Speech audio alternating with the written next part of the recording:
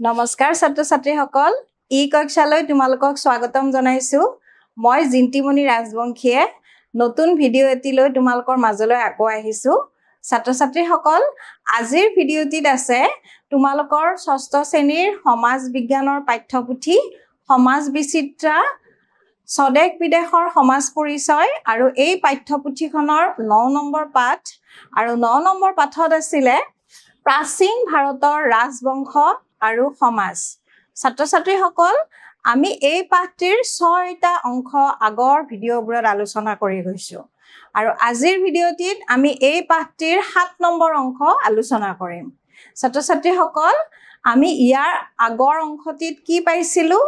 যে আমি ৰজা ভাস্কৰ বৰ্মনৰ বিষয়ে পাইছিলো বা কামৰূপত শাসন কৰা পৌৰাণিক কিংবদন্তীয় ৰজাসকলৰ বিষয়েও পাইছিলো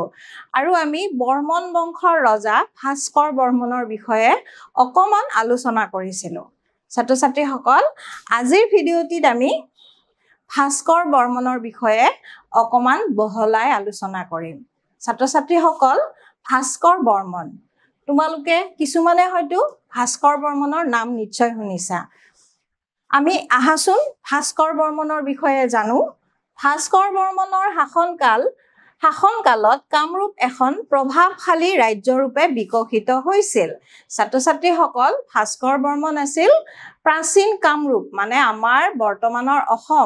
বৰ্তমানৰ অসমৰ নাম আগতে কামৰূপ বুলি জানিছিল বা কামৰূপ বুলি কৈছিল আৰু এই ৰজা ভাস্কৰ বৰ্মন প্ৰাচীন কামৰূপৰ এগৰাকী উল্লেখযোগ্য ৰজা আছিল শিক্ষা সাহিত্য আদি বিষয়ত তেওঁৰ প্ৰবল ধাউতি আছিল ছাত্ৰ ছাত্ৰীসকল তেখেতৰ কি আছিল শিক্ষা সাহিত্য আদিত তেখেতৰ আছিল প্ৰবল ধাউতি আৰু এইবোৰৰ প্ৰসাৰৰ হকে তেওঁ কাম কৰিছিল তেওঁ শিক্ষা ভাল পাইছিল সাহিত্য ভাল পাইছিল তেওঁৰ ধাউতি আছিল শিকিবলৈ মন আছিল সেই কাৰণে তেওঁ এইবোৰ কেনেকৈ প্ৰসাৰ কৰিব পাৰি সেইবোৰৰ হকে তেওঁ কি কৰিছিল কাম কৰিছিল ছাত্ৰ ছাত্ৰীসকল তেওঁ সিংহাসনত আৰোহণ কৰিয়ে 594 খ্ৰীষ্টাব্দত এটা নতুন বছৰ গণনাৰ প্ৰচলন কৰিছিল আৰু ইয়াক ভাস্কৰাব্দ বুলি কোৱা হয় ছাত্ৰ ছাত্ৰীসকল আমি আগৰ অধ্যায়ত পাই আহিছো যে ভাস্কৰাব্দ অসমত ব্যৱহাৰ হৈ থকা এখন বৰ্ষপঞ্জী বা কেলেণ্ডাৰ আৰু সেই ভাস্কৰাব্দৰ আৰম্ভণি ৰজা ভাস্কৰ বৰ্মনৰ সিংহাসনত আৰোহণ কৰাৰ সময়ৰে পৰা গণনা কৰা হৈছিল আৰু সেই গৰাকীয়ে আছিল এয়া বৰ্মন বংশৰ ৰজা ভাস্কৰ বৰ্মন আৰু তেখেতে কি কৰিছিল 594 খ্ৰীষ্টাব্দৰ পৰা এটা নতুন বৰ্ষপঞ্জী গণনাৰ পদ্ধতি এটা উলিয়াইছিল আৰু সেই গণনা বৰ্ষপঞ্জীখনৰ নাম আছিল ভাস্কৰাব্দ ছাত্ৰ ছাত্ৰীসকল ভাস্কৰাব্দ কৰ পৰা আহিছে বুলি যদি আমি ক'ব লাগিব যে ৰজা ভাস্কৰ বৰ্মনৰ সময়ৰ পৰা আহিছে বা সেই শব্দটো ৰজা ভাস্কৰ বৰ্মনৰ পৰা আহিছে তেওঁৰ শাসন কালত ৰাজ্যত শান্তি শৃংখলা অটুট আছিল বুলি ধাৰণা কৰিব পাৰি আৰু তেওঁৰ সময়ত তেওঁ হয়তো খুব সুশাসক এগৰাকী আছিল যাৰ বাবে তেওঁৰ শাসন কালত তেওঁ যেতিয়া শাসন কৰিছিল ৰাজ্যত শান্তি শৃংখলা অটুট আছিল কাৰণ তেওঁ খুব ভাল শাসক আছিল এগৰাকী দক্ষ শাসক নিশ্চয় তেখেত আছিল প্ৰশাসন ব্যৱস্থাও তেওঁ দক্ষতাৰে পৰিচালনা কৰিছিল আৰু প্ৰশাসনিক ক্ষেত্ৰতো তেওঁ কি আছিল দক্ষ আছিল আৰু তেওঁ প্ৰশাসন ব্যৱস্থাটো দক্ষতাৰে শাসন কৰিছিল তেওঁ দুৰ্বলসকলৰ ৰক্ষাকৰ্তা বুলিও কোৱা হৈছিল আৰু তেওঁক কোৱা হৈছিল দুৰ্বলসকলৰ ৰক্ষাকৰ্তা ছাত্ৰ ছাত্ৰীসকল তেখেতে হয়তো দুৰ্বলসকলক সততে সহায় কৰিছিল যাৰ কাৰণে তেখেতক দুৰ্বলসকলৰ ৰক্ষাকৰ্তা বুলিও কোৱা হৈছিল বৰ্মন বংশৰ শাসন 650 খ্ৰীষ্টাব্দলৈ চলিছিল ছাত্ৰ ছাত্ৰীসকল আৰু এই বৰ্মন বংশৰ ৰজাসকলে 650 খ্ৰীষ্টাব্দলৈ কি কৰিছিল শাসন কৰিছিল 650 খ্ৰীষ্টাব্দলৈ তেখেতসকলে বৰ্মন বংশৰ ৰজাসকলে প্ৰাচীন কামৰূপত শাসন কৰিছিল তাৰ পাছত ক্ৰমে শালস্তম্ভ বংশ আৰু পাল বংশৰ ৰজাসকলে কামৰূপত শাসন কৰিছিল ছাত্ৰ ছাত্ৰীসকল বৰ্মন বংশৰ পাছত প্ৰাচীন কামৰূপত আৰু দুটা বংশ আছিল সেই দুটা হৈছে শালস্তম্ভ বংশ আৰু আনটো হৈছে পাল বংশ শালস্তম্ভ আৰু পাল বংশৰ ৰজাসকলেও বৰ্মন বংশৰ পিছত প্ৰাচীন কামৰূপত শাসন কৰিছিল ছাত্ৰ ছাত্ৰীসকল তোমালোকক ইয়াত এখন তালিকাৰ সহায়ত দেখুৱাইছে তালিকাখনত দেখুৱাইছে বৰ্মন বংশৰ প্ৰখ্যাত ৰজাসকল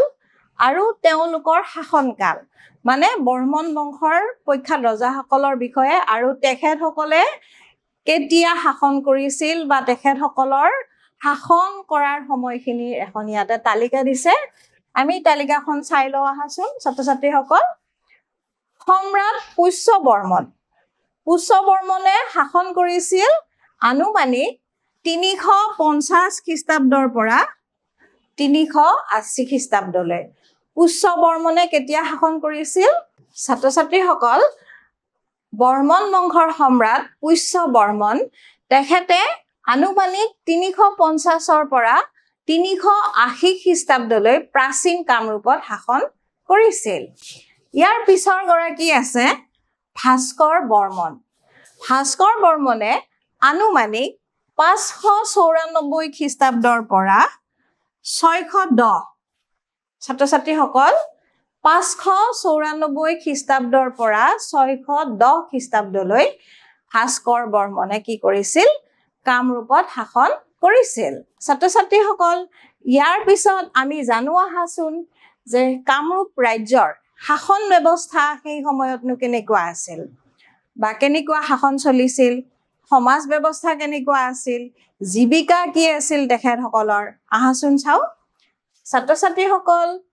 প্ৰাচীন কামৰূপৰ শাসন ব্যৱস্থাত ৰজা আছিল প্ৰধান ক্ষমতাশালী লোক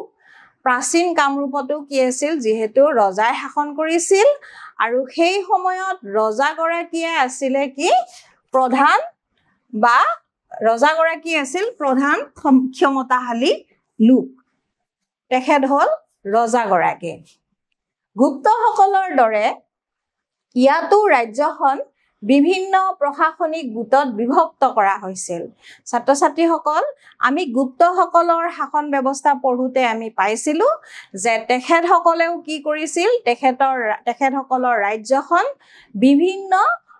প্ৰশাসনিক গোটত ভাগ কৰি লৈছিল ঠিক তেনেকৈ গুপ্তসকলৰ দৰে প্ৰাচীন কামৰূপৰ বৰ্মন বংশৰ ৰজাসকলেও বা প্ৰাচীন কামৰূপৰ ৰজাসকলেও কি কৰিছিল ৰাজ্যখন তেখেতসকলৰ ৰাজ্যখন বিভিন্ন প্ৰশাসনিক গোটত বিভক্ত কৰি লৈছিল আৰু তেনে গোটবোৰক ছাত্ৰ ছাত্ৰীসকল বিষয় বোলা হৈছিল বিভিন্ন প্ৰশাসনিক গোটত যে ভাগ কৰি লৈছিল আৰু এই ভাগবোৰক বোলা হৈছিল বিষয় পিছলৈ ভুক্তি নামৰ এক অন্য ধৰণৰ গোটৰ কথাও জনা যায় প্ৰথমতে বিষয় বুলি প্ৰশাসনিক গোটত ভাগ কৰিছিল আৰু পিছলৈ ভুক্তি নামৰ কিছুমান গোট বোলে তেওঁলোকে কৰিছিল অন্য ধৰণৰ কিছুমান গোট সেই কথাখিনিও জনা গৈছে স্থানীয় প্ৰশাসনৰ বাবে আন কেতবোৰ সৰু সৰু ভাগ আছিল ইয়াৰ উপৰিও ছাত্ৰ ছাত্ৰীসকল স্থানীয় প্ৰশাসনৰ বাবে কিছুমান সৰু সৰু ভাগ তেওঁলোকে কৰি লৈছিল স্থানীয় প্ৰশাসন যাতে সুচাৰুৰূপে পৰিচালিত কৰিব পাৰে তাৰ বাবে তেওঁলোকে সৰু সৰু কিছুমান ভাগ কৰি লৈছিল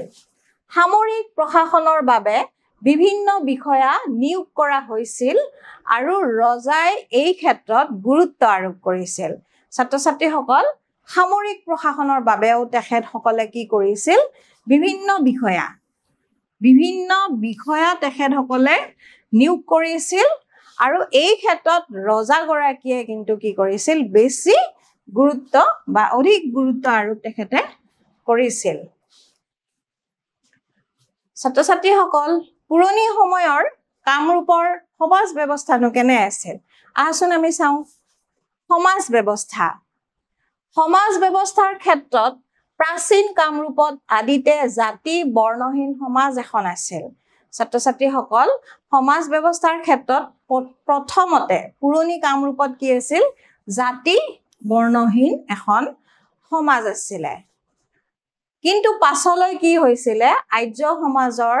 বৰ্ণ ব্যৱস্থাই গা কৰি উঠিছিল ছাত্ৰ ছাত্ৰীসকল আমি আগৰ ভিডিঅ'বোৰত পাইছো যে বৰ্ণ চাৰিটা ভাৰতৰ বেলেগ বেলেগ ঠাইত আছিল চাৰিটা বৰ্ণ আমি পাইছিলো ব্ৰাহ্মণ ক্ষত্ৰিয় বৈশ্য শূদ্ৰ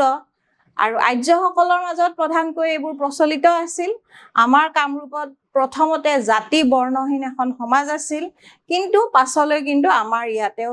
কি গা কৰি উঠিছিল এই বৰ্ণ ব্যৱস্থাই গা কৰি উঠিছিল এই ব্যৱস্থাত ব্ৰাহ্মণ সকলে সমাজত সকলোতকৈ উচ্চ আসন লাভ কৰিছিল মানে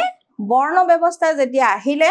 তেতিয়া চাৰিটা বৰ্ণ ব্ৰাহ্মণ ক্ষত্ৰিয় বৈশ্য শূদ্ৰ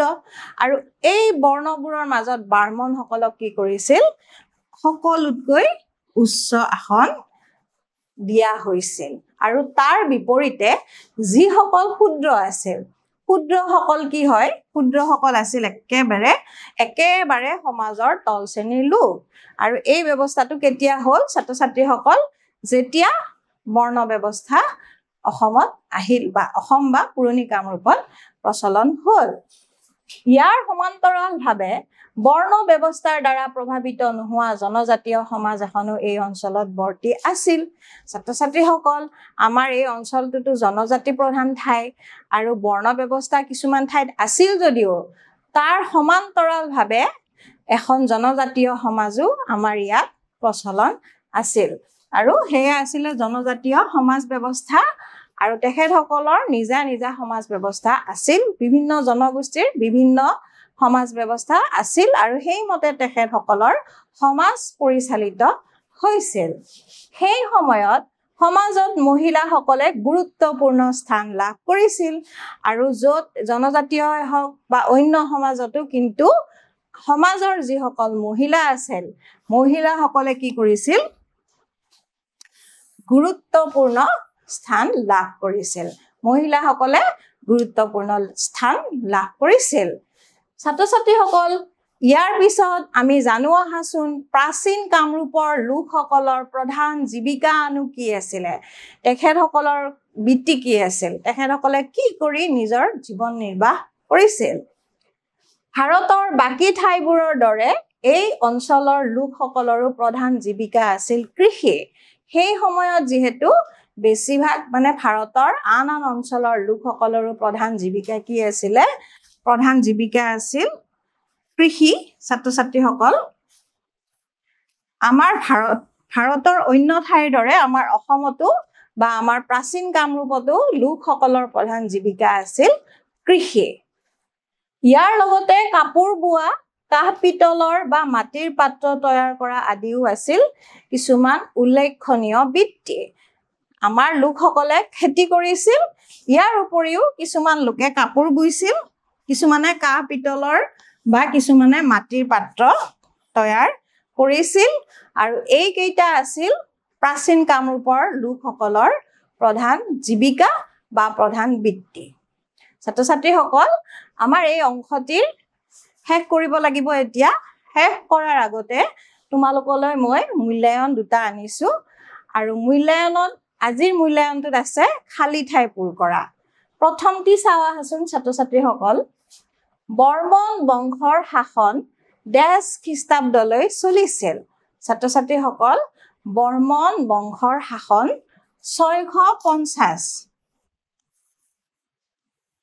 650 খ্ৰীষ্টাব্দলৈ চলিছিল ইয়াৰ পিছত আন এটি খালি ঠাই পূৰ কৰা আছে খালি ঠাইটোত দিয়া হৈছে প্ৰাচীন কামৰূপত আদিতে ডেছ সমাজ এখন আছিল ছাত্ৰ ছাত্ৰীসকল আমি এই মাত্ৰ পাই আহিলো যে প্ৰাচীন কামৰূপত প্ৰথমতে এখন জাতি বৰ্ণহীন সমাজ আছিল আমি ইয়াত লিখিব লাগিব ছাত্ৰ ছাত্ৰীসকল জাতি বৰ্ণ হীন জাতি বৰ্ণহীন সমাজ এখন আছিল বুলি আমি ক'ব লাগিব ছাত্ৰ ছাত্ৰীসকল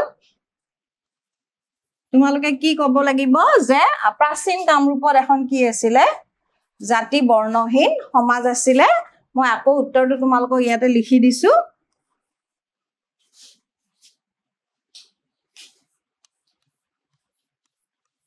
জাতি বৰ্ণহীন সমাজ এখন প্ৰাচীন কামৰূপত প্ৰচলন হৈ আছিল ইয়াতে তোমালোকে জাতি বৰ্ণহীন বুলি লিখিলে হৈ যাব ছাত্ৰ ছাত্ৰীসকল আমাৰ এই ভিডিঅ'টিৰ ইমানতে সামৰিব লাগিব পুনৰ আন এটি ভিডিঅ'লৈ মই তোমালোকৰ মাজলৈ আহিম আজিলৈ এৰিছো ধন্যবাদ